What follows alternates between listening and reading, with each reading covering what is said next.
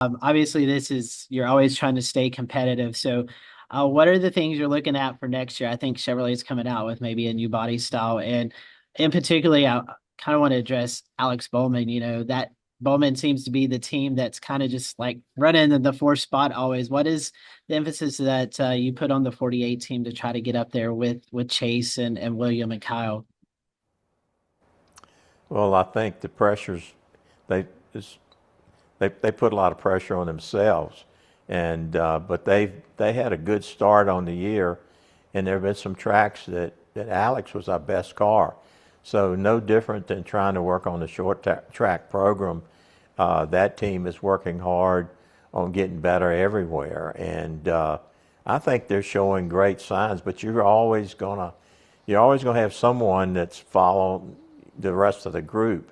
And if you remember, Chase wasn't having that good a year or so ago, and now we've stepped that one up. So Jeff will tell you there's a tremendous amount of focus on the 48 because of our sponsor and just our pride. But I think Alex will have a good year next year.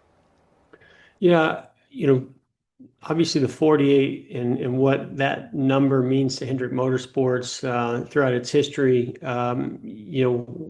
there's a lot of pride there for a Hendrick car, but specifically the 48, when you look at the 7 championships, right, that have come from that car, and so we want to keep that going for the company, for the people that work so hard on that car, as well as for our sponsors.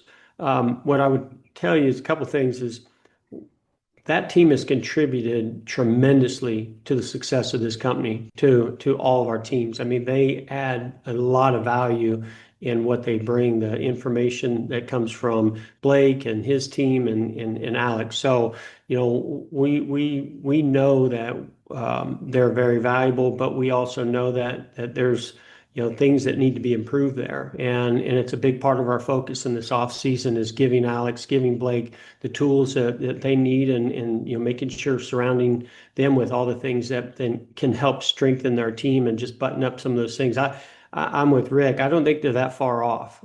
When you're at Hendrick, the expectations are high, especially when you look at the performance of the other three. But I think those guys are right there. They're already contributing a lot. And I think that, a few minor adjustments, and I think those guys can be right there in the hunt. We've already seen Alex very capable of winning races, going deep in the playoffs. And we think, there's a lot of promise there for next year.